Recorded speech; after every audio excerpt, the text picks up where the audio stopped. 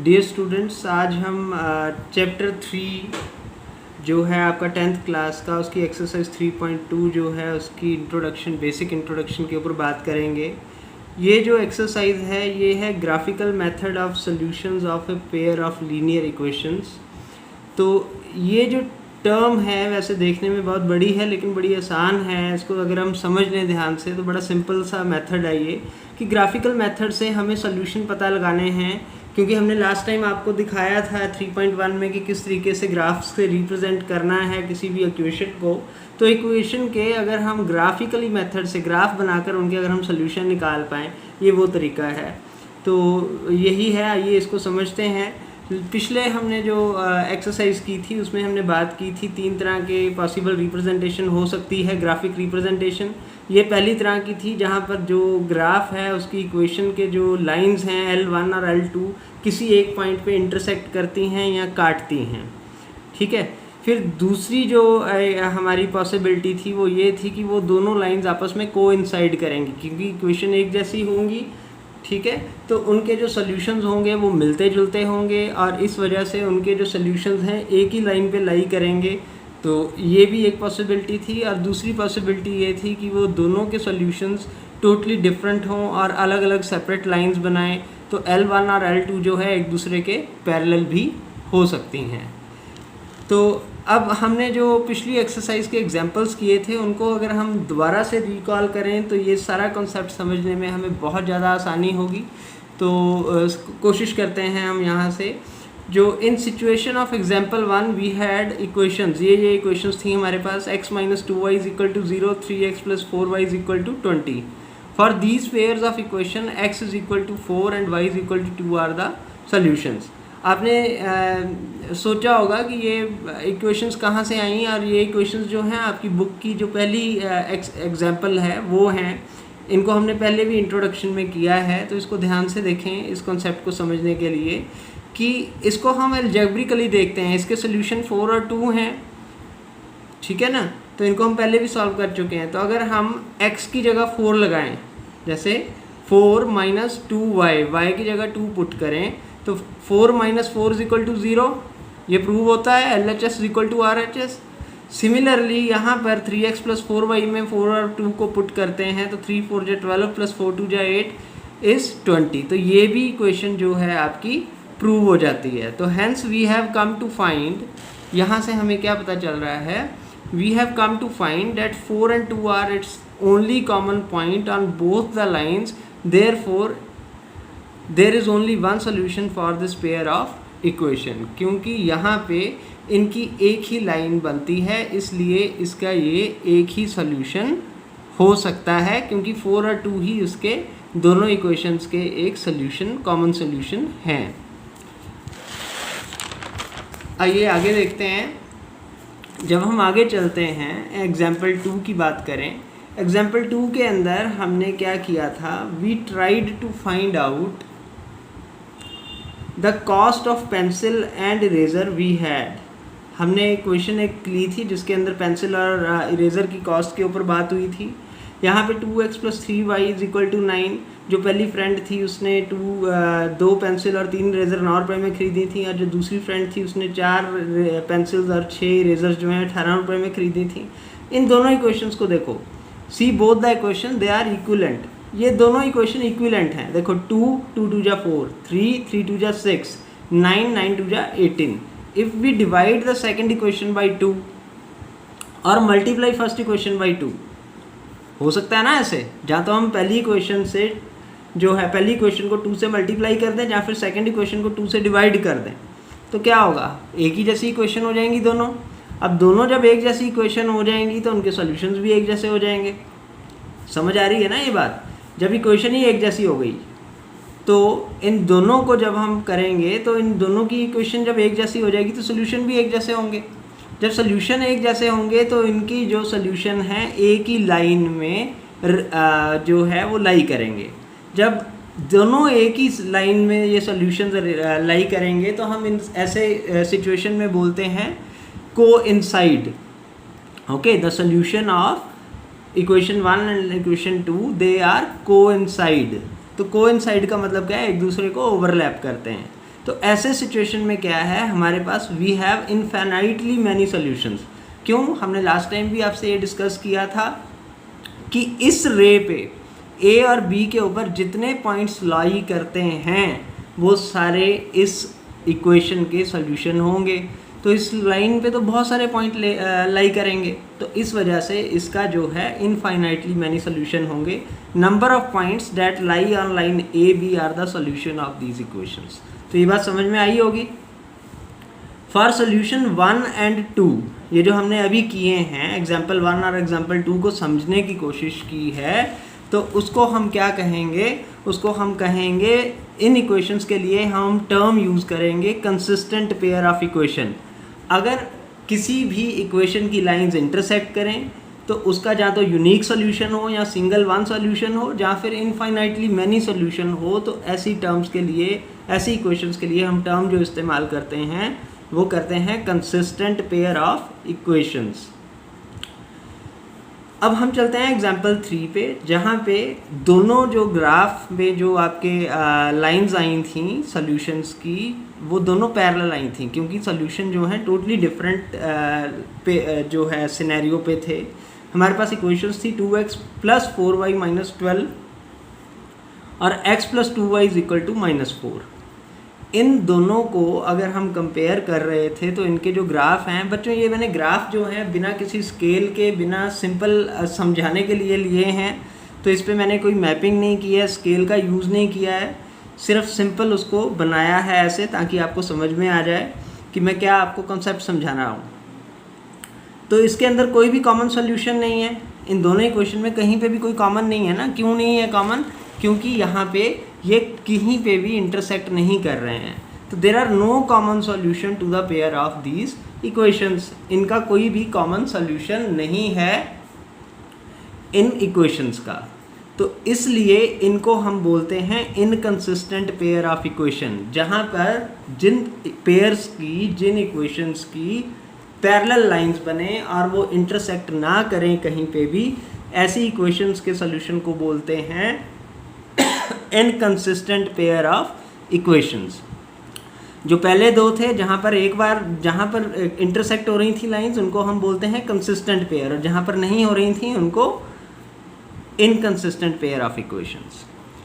आइए एक और बड़ी इजी चीज़ समझाता हूँ आपको, बड़ा आसान तरीका आपको बताता हूँ, आपको समझ आएगा बिना ग्राफ किए भी, अगर आप इसका रिजल्ट बता पाएंगे। देखिए केस 1 है जिसमें हमारी इक्वेशन थी 3x - 2y = 0। अब देखिए इसमें x के साथ कोई कोफिशिएंट नहीं है, तो वैल्यू क्या हो जाएगी 1। तो a1 a2 b1 b2 c1 c2, तो a1/a2 क्या है 1/3, b1/b2 क्या है 2/4 और c1/c2 क्या है 0/20। तो यहाँ पर आप देखिए किसी भी तरह से ये a1/a2 b1/b2 के बराबर नहीं है, 1/3 इज़ नॉट इक्वल टू 2/4। तो जब ऐसी कंडीशन आए तो आपकी जो ग्राफिकल रिप्रेजेंटेशन होगी सॉल्यूशंस की, लाइंस की, वो आपस में इंटरसेक्ट करेगी, और जब इंटरसेक्ट करेगी किसी एक पॉइंट में तो उन दोनों इक्वेशन का एक कॉमन सॉल्यूशन होगा। ठीक है, the equation will have unique solution to the equation. ये चीज़ आपको लिखनी होगी। तो बड़ा इजी हो गया ना आपको वेरीफाई करना। जब आप ड्रॉ कर लोगे उसके बाद आप a1 a2 is not equal to b1/b2, अगर यहाँ से इस कैटेगरी को, इस चीज़ को वो वेरीफाई करता है तो आपका ये यहाँ से भी आप इसे वेरीफाई कर सकते हैं।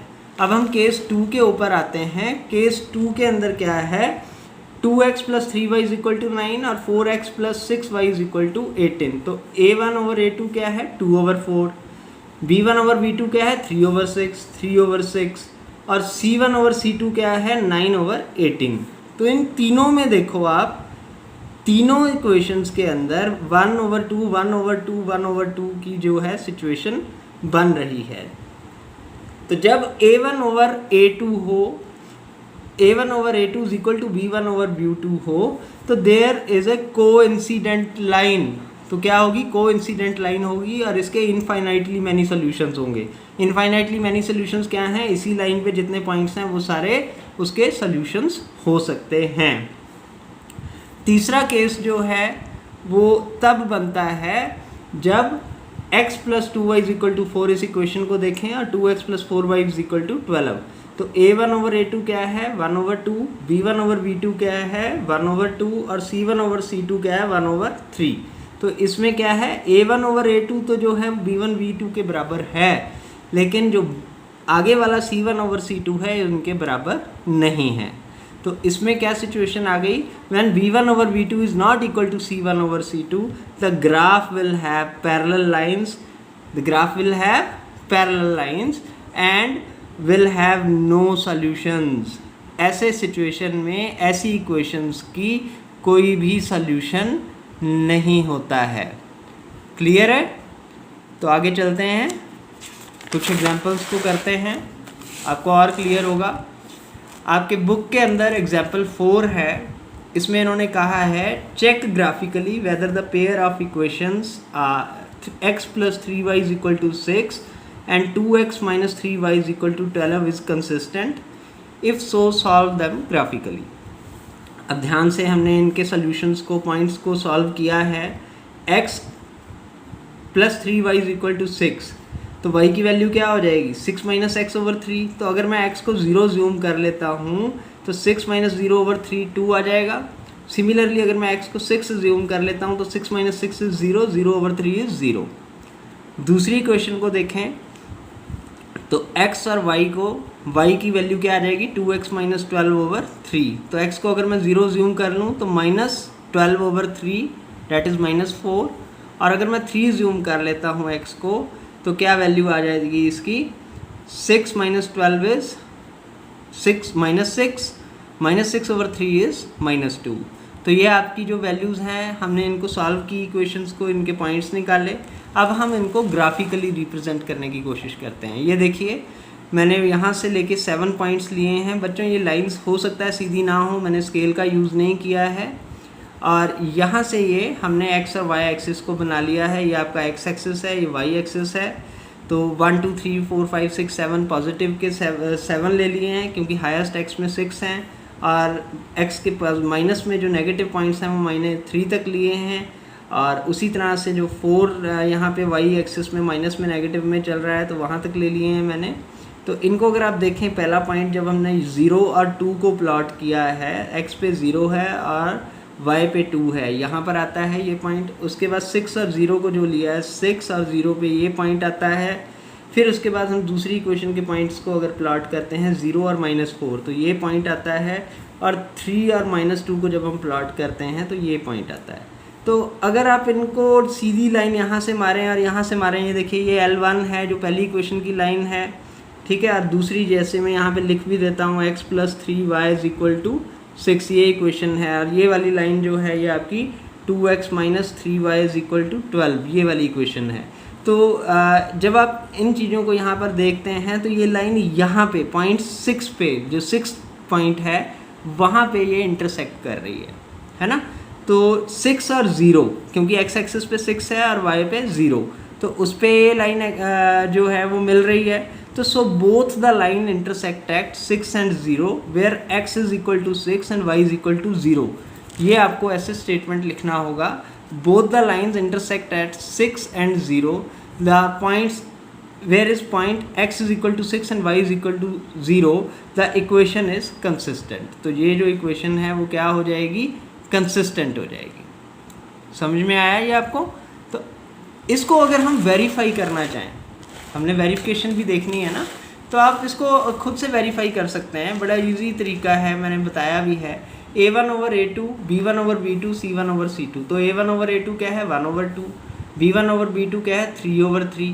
अब इन देखो 1 over 2 is not equal to 3 over 3, hence it has one solution and it is consistent. तो ये आपका जवाब जो है वो बन जाता है। तो मुझे उम्मीद है कि आपको ये चीज़ समझ आई होगी जो मैं आपको समझाना चाह रहा हूँ।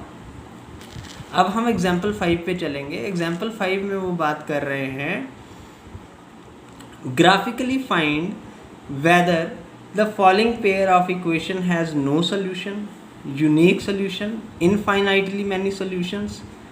अब ये इक्वेशंस हैं 5x minus 8y plus 1 is equal to 0।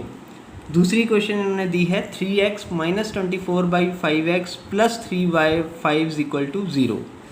बच्चों अगर हम इस इक्वेशन को इक्वेशन 2 जो है इसको हम 5/3 से मल्टीप्लाई कर दें, ध्यान से देखो 5/3 से मल्टीप्लाई कर रहे हैं तो 5/3 into 3x minus 24/5 into 3y into 5/3 plus 3/5 into 5/3। तो ये जब काटा हमने 5x minus 8y plus 1, same वही इक्वेशन आ गई जो पहली इक्वेशन थी। Hence both the equations are same and the lines represent will coincide, क्योंकि जो आप इसको रिप्रेजेंट करोगे तो वो जो जितने भी पॉइंट्स होंगे वो एक ही लाइन में आ जाएंगी, तो it will definitely have infinite many solution. ठीक है, तो इसके जो हैं बहुत सारे जो हैं इनफाइनाइट मैनी सोल्यूशंस वो निकलेंगे। तो इसको ग्राफिकली बनाया नहीं है मैंने क्योंकि बड़ा सिंपल सा है, यहीं पे सॉल्व हो गया ये, तो यहाँ से हम इसको चेक कर सकते हैं। अगला जो क्वेश्चन है आपके एग्जाम्पल 6, ये आपका एक न्यूमेरिकल प्रॉब्लम है, एक स्टेटमेंट प्रॉब्लम है, बड़ा अच्छा प्रॉब्लम दिया है इन्होंने। Champa went to a sale to purchase some pants and skirts. Champa जो है किसी सेल पे जाती है, वहाँ से उसने कुछ पैंट्स और शर्ट्स खरीदने थे। When her friend asked her how many of each she has bought, जब उसकी फ्रेंड ने उससे पूछा कि कितने पैंट्स और शर्ट्स उसने खरीदे, she answered the number of skirt is 2 less than twice number of pants. Also the number of skirt is 4 less than the 4 times number of pants purchased. अब ये इन्होंने एक हमें रिडल दे दी है, पहेली दे दी है, तो इससे पहले हमें इक्वेशंस को ढूंढना है। इक्वेशंस को ढूंढने के बाद उन इक्वेशंस को हमें सॉल्व करना है और ग्राफिकली रिप्रेजेंट करना है। आइए देखते हैं, बड़ा सिंपल सा है वैसे। देखिए, let the number of pants is equal to x। हमने पैंट्स को ज्यूम कर लिया x और स्कर्ट्स को ज्यूम कर लिया y। तो क्वेश्चन के हिसाब से उसने क्या बोला था कि पैंट जितनी हैं डबल, उसमें से 2 माइनस करके उसने स्कर्ट्स ली, तो y की वैल्यू कितनी आ जाएगी 2x माइनस 2। और दोबारा उसने 4 टाइम्स पैंट्स से 4 लेस जो हैं स्कर्ट्स ली हैं, ये क्वेश्चन दी है, तो वहाँ पे y की वैल्यू क्या आ जाएगी 4x माइनस 4। तो इनको अब हम सोल्यूशंस इनके निकालेंगे, पुट करके देखते हैं क्या वैल्यूज़ आती हैं। y is equal to 2x minus 2, तो x को अगर मैं 2 पुट कर लेता हूँ तो 4 माइनस 2 इज़ 2, y की वैल्यू भी 2 आ गई। अगर मैं 0 पुट कर लेता हूँ x को तो 0 माइनस 2 इज़ माइनस 2, ये वैल्यू आ जाती है। सिमिलरली दूसरी क्वेश्चन को देख लेते हैं। दूसरी क्वेश्चन को जब हम पुट करते हैं तो y is equal to 4x minus 4, तो x की वैल्यू अगर मैं 0 लेता हूँ तो y की वैल्यू क्या आ जाएगी 0 माइनस 4 इज़ माइनस 4। अगर मैं 1 ले लेता हूँ तो 4 1 जा 4, 4 माइनस 4 इज़ 0, ये आ गया। इसको फिर हम ग्राफिकली रिप्रेजेंट करेंगे। अब जब हम ग्राफिकली रिप्रेजेंट करेंगे तो यहाँ से हम प्लॉट करेंगे, ये x एक्सिस है, ये y एक्सिस है। बच्चे एक चीज़ बड़ी कॉमन है जो मैं आपको एडवाइस करना चाहता हूँ कि जब भी आप अपने बोर्ड एग्ज़ाम्स में या स्कूल एग्ज़ाम्स में बैठते हैं तो वहाँ आपको ग्राफ प्रोवाइड होता है, इसलिए आप ग्राफ पे प्लॉट करने के लिए आप एक ग्राफ की कॉपी एक ज़रूर लें और उसके ऊपर जितने आप ग्राफ को रिप्रेजेंट कर सकते हैं, ड्रॉ कर सकते हैं, उनको ड्रॉ करने की सभी क्वेश्चंस की कोशिश करें, प्रैक्टिस करें। तो इससे आपका हाथ जो है एग्ज़ाम में बड़ी जल्दी चलेगा और खुलेगा आपका हाथ ड्रॉ करने में, तो आपको बड़ा इजी लगेगा ये कि ये आपका जो काम है बड़ा आसानी से हो गया। तो जब मैं इसको यहाँ प्लॉट कर रहा हूँ तो ये आपकी L1 है, L1 के जो हैं 2 और 2 है, तो यहाँ पे मेरा 2 और 2 यहाँ पे प्लॉट हो गया, तो मैं यहाँ पे इसको लिख दूँगा 2 और 2। उसके बाद मेरा जो है 0 और माइनस 2 है, 0 और माइनस 2 यहाँ पे प्लॉट हो जाएगा, तो मैं इसको 0 और माइनस 2 लिख दूँगा। फिर यहाँ पे मैं दूसरे L2 पे जाता हूँ 0 और माइनस 4, तो यहाँ पे 0 और माइनस 4 आ जाएगा और 1 और 0 जो है वो यहाँ पे आ जाएगा। तो इस तरीके से अगर हम देखें तो ये लाइन L1 जा रही है और ये लाइन L2 आ रही है, तो ये पॉइंट जो है 1 और 0 का यहाँ पर ये एक यूनिक पॉइंट है जहाँ पर ये दोनों लाइंस इंटरसेक्ट होती हैं। तो हमने क्या लिखना है, the lines intersect at 1 and 0 where x is equal to 1 and y is equal to 0। So these are the solution for the pair of equation. तो आप इसको लिख सकते हो कि these are the unique solution, 1 and 0 are unique solution for this pair of equation. तो ये एक सिंपल क्वेश्चन था। मुझे उम्मीद है कि आपको ये क्वेश्चन सारे समझ आए होंगे। आपको ग्राफिकल रिप्रेजेंटेशन से सोल्यूशन कैसे निकालना है वेरिएबल इक्वेशंस का, लीनियर इक्वेशंस का, 2 वेरिएबल वाली इक्वेशंस का, वो समझ आया होगा। फिर भी अगर कहीं भी आपको दिक्कत आती है तो आप कमेंट बॉक्स में लिखें, मैं आपको जो प्रॉब्लम है उसका सोल्यूशन निकाल के दूंगा। Thanks for watching this video.